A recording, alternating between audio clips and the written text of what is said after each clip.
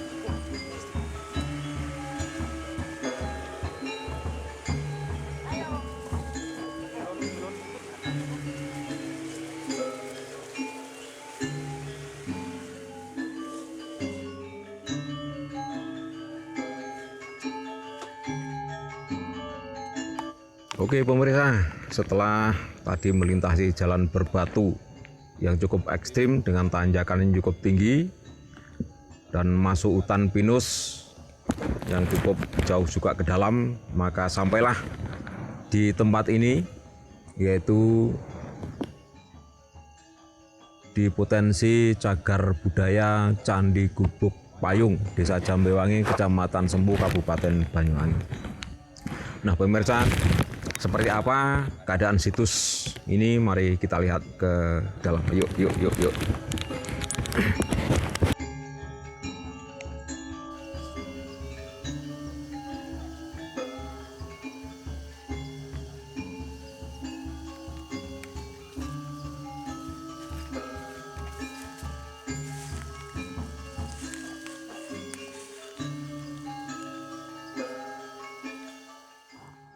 Nah, pemirsa, inilah keberadaan daripada situs yang saya maksud tadi, yang dulunya ini dikenal situs Siwalingga, yaitu di Gubuk Payung. Memang dulu misalnya ada gubuk bentuknya seperti payung, maka tempat ini dinamakan Gubuk Payung. Ada juga yang mengatakan Gumuk Payung, karena memang tempat ini adalah di tempat ketinggian, karena di sebelah selatan juga itu dataran rendah, di sebelah timur juga datarannya rendah, jadi ini dalam keadaan di ketinggian. Kemudian situs ini ditemukan menurut sumber yang pernah saya himpun, bahwa situs ini ditemukan awalnya pada tahun 1980-an oleh salah seorang yang bernama Bapak Agus, yang pada waktu itu mengadakan penebangan pohon pinus yang pertama. Kemudian tempat ini seiring dengan berjalannya waktu itu menjadi terkenal tenar di masyarakat. Kemudian tempat ini istilah sekarang itu menjadi viral di masyarakat, bahwa tempat ini dulunya adalah dikatakan kuburan kuno. Akhirnya berdatanganlah orang-orang yang mencari barang-barang antik, kemudian datang ke tempat ini. Tempat ini dibongkar-bongkar ya, ini pemirsa. Jadi sekeliling ini dulu banyak sekali lubang-lubang yang cukup dalam ya, saat di sekeliling situs ini. Kalau tidak berhati-hati bisa terperosok ke dalam lubang yang cukup dalam. Kemudian Setelah kembali sekian lama, tempat ini kembali menjadi hutan. Kemudian tempat ini ditemukan kembali pada sekitar tahun 1986 oleh salah seorang pengembala kerbau, yaitu yang bernama Mas Heri, yang sekarang tinggal di Dusun Sidomulyo. Yang pada waktu itu beliaunya, Mas Heri, mengembala kerbau. Istilah Jawa itu angon kebu. Nah, kerbaunya hilang karena Mas Heri pada waktu itu mengembalikan batu-batu paras, ya, ini banyak sekali batu-batu paras, dulu banyak sekali tumpukan di sana, banyak sekali. Mengembalikan batu-batu paras itu ke dalam lubang tempat galian itu, karena ditemukan pada waktu itu ada galian sekitar 2 meter kedalamannya dan ada batu paras seperti tembok. Nah, kemudian Mas Heri memasukkan batu-batu paras sana ke dalam lubang. Tiba-tiba kerbaunya hilang. Setelah dicari sampai sore, sampai malam tidak ketemu. Akhirnya Mas Heri pulang, bilang sama ibunya bahwa kerbaunya hilang. Akhirnya ibunya marah. Itu ceritanya yang sempat saya gali. Akhirnya marah kepada Mas Heri. Kenapa kamu tadi di sana? Saya cuma memasukkan batu-batu paras yang di sana ke dalam lubang tempat bekas galian.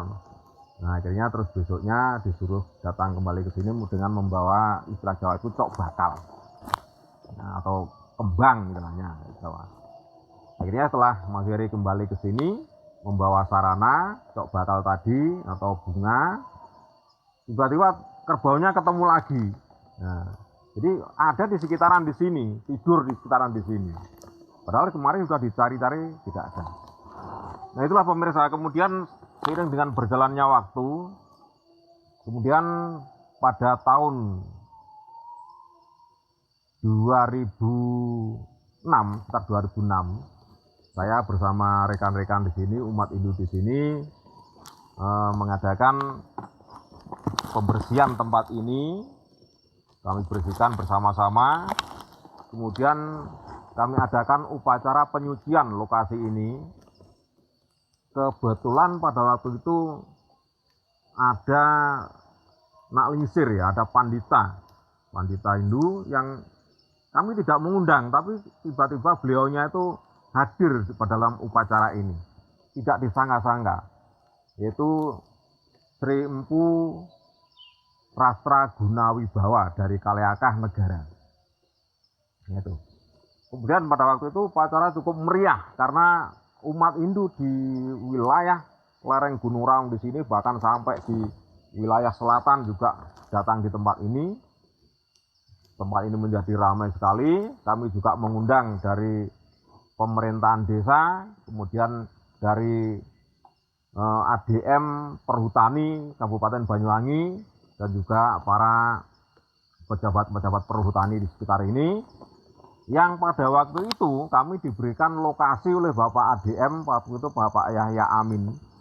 Itu lokasi ini diberikan selebar 1 hektar. Lokasi ini untuk dikelola,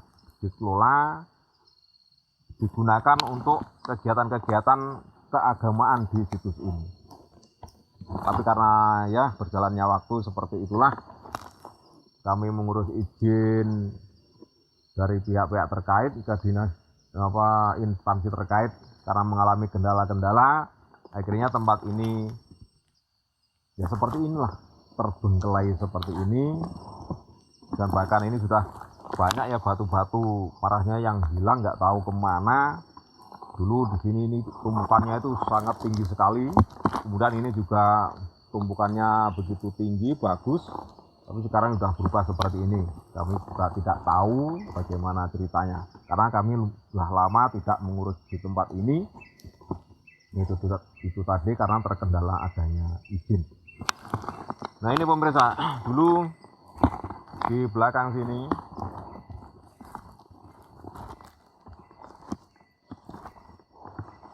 dulu awalnya di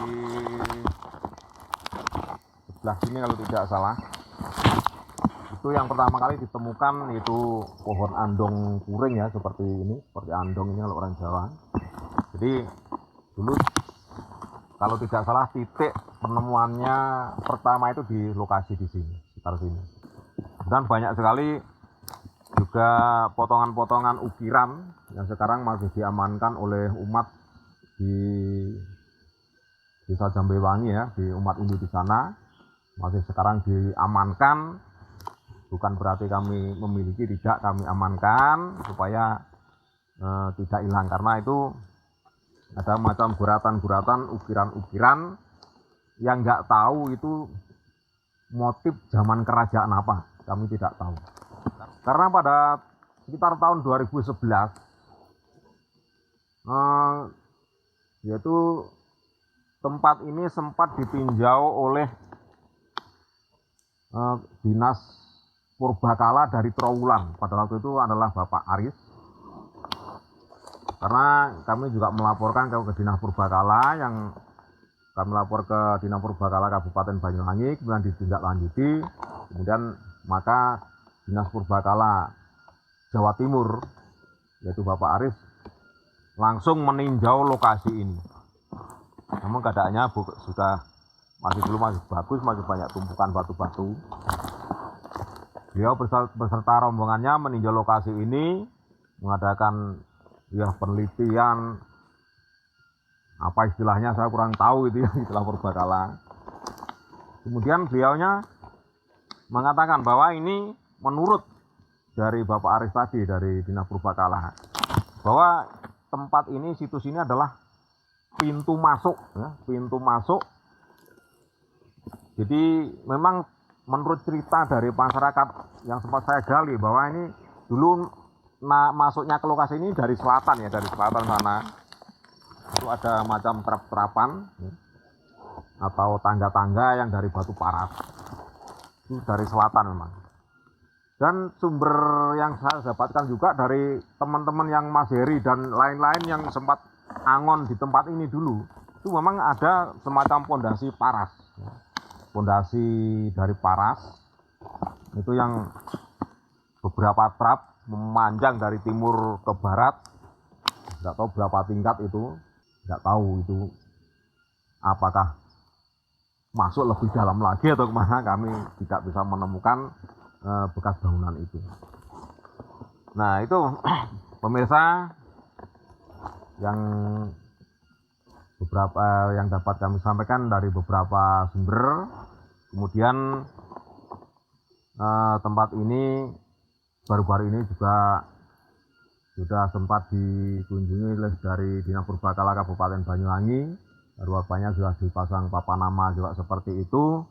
Mudah-mudahan tempat ini sudah tidak lagi dibongkar-bongkar lagi oleh masyarakat atau orang-orang yang tidak bertanggung jawab, sehingga situs ini yang merupakan satu-satunya situs dengan bukti nyata yang ditemukan di lereng Gunung Rawong sebelah selatan. Pemirsa, jadi ini adalah jalan menuju ke sumber ya. Di sebelah sana ada sumber mata air, di mana itu bisa dikatakan petirtan ya, petirtan, karena di sana juga turun ke dalam tebing yang sangat curam ya. Kemudian menurut dari beberapa sumber dari para pelaku spiritual, bahwa antara situs ini kemudian di sebelah sana ini juga ada tempat yang dikeramatkan, sangat dikeramatkan oleh pelaku spiritual.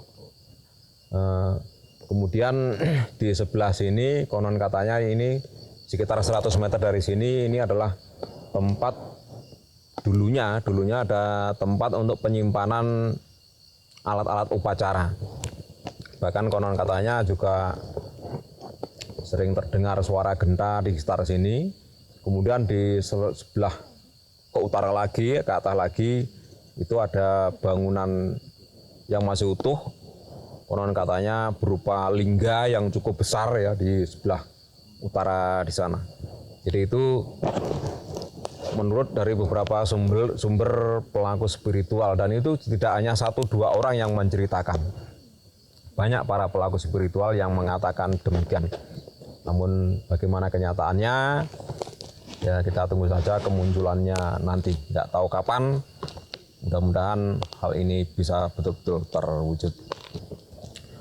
Lokasi jalannya, jadi dari situs ini dulu kan dipagar ini seperti ini. Jadi dari sebelah depan situs ya, kita memutar ke kanan. Kemudian ini sebenarnya tidak di sini, tapi di luar sana itu adalah jalan menuju ke Petirtan, juga menuju ke tempat yang dikeramatkan di sebelah sana ya, caranya timur laut atau istilah Bali Kajek Angin dari tempat ini. Nah Pak Pesa, jadi kalau kita lihat letak daripada situs ini memang dulu masuknya adalah dari sana, dari sebelah selatan ya, karena di selatan di sebelah situ ada sumber mata air. Kemudian di sebelah sana juga ada sumber mata air. Kemudian di sebelah sini dekat ini juga ada sumber mata air, namun sekarang sudah kering. Nah, kemudian masuknya dari arah selatan sana, ada tangga-tangga terapan dari batu paras, kemudian masuk ke lokasi ini.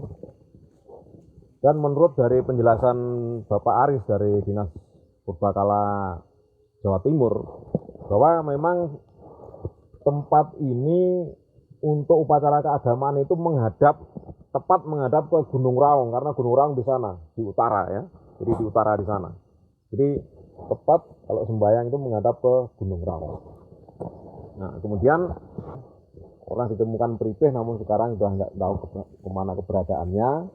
Yaitu sebuah batu paras berbentuk persegi 4, kemudian ada lubang-lubangnya itu sejumlah 9. Jadi berjajar 3, ke sini 3, ketiga 3, jadi 9. Nah, kemudian dipesan oleh Bapak Dinas Purbakala, Bapak Aris waktu itu, pesan supaya ini jangan sampai hilang, karena ini adalah satu-satunya bukti untuk penelitian di sini. Kemudian setelah diadakan penelitian dan sebagainya sampai sekian lama, saya juga bertanya ini situs ini peninggalan kerajaan siapa, juga sampai sekarang tidak ada jawaban. Kemudian pada tahun sekitar 2014 itu juga datang dari Dinas Purbakala dari Yogyakarta, itu namanya Pak Hari Lelono. Beliaunya juga sempat saya antar ke tempat ini, kemudian mengadakan peninjauan di tempat ini, mengadakan penelitian dan sebagainya. Saya tidak tahu istilah purbakala itu. Kemudian saya tanya, Pak, ini kira-kira peninggalan siapa atau pada zaman kerajaan apa? Beliaunya belum berani menjawab karena harus masih dipelajari, karena sulit untuk menentukan karena tidak ada atau tidak ditemukannya prasasti di sini. Sampai sekarang pun juga tidak ada jawaban. Kemudian pada tahun berikutnya, sekitar tahun 2014 itu datang dari Dinas Purbakala dan Dinas Arkeologi dari pusat Jakarta, 2 orang. Juga saya sempat antarkan di tempat ini, mengadakan penelitian di sini, pengukuran lokasi, pemetaan dan sebagainya. Dan sampai sekarang pun juga saya tidak mendapatkan jawaban bahwa situs ini peninggalan siapa, pada zaman kerajaan apa. Jadi sampai sekarang belum ada jawaban. Nah itulah pemirsa, jadi situs ini betul-betul misteri, karena sampai sekarang dari Dinas Purbakala belum bisa memberikan jawaban bahwa ini adalah peninggalan si A atau si B dan sebagainya. Kemudian pemirsa, dari para pelaku spiritual banyak yang datang ke tempat ini. Konon katanya menurut dari para pelaku spiritual bahwa ini memang adalah pintu gerbang masuk ke bangunan suci ini, bahwa di utara sana konon katanya ceritanya para ahli spiritual ini, di sebelah utaranya ini masih ada bangunan.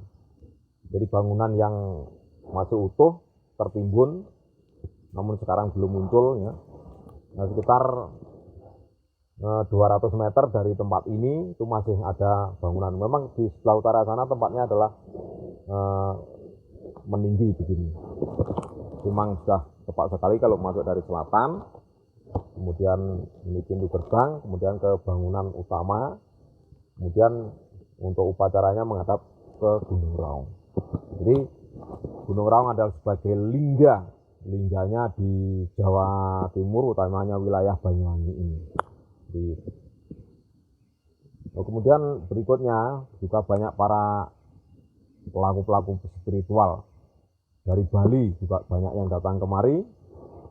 Kemudian beliaunya mengadakan upacara dan sebagainya, bahwa tempat ini betul-betul sebenarnya sangat dikeramatkan, dan aura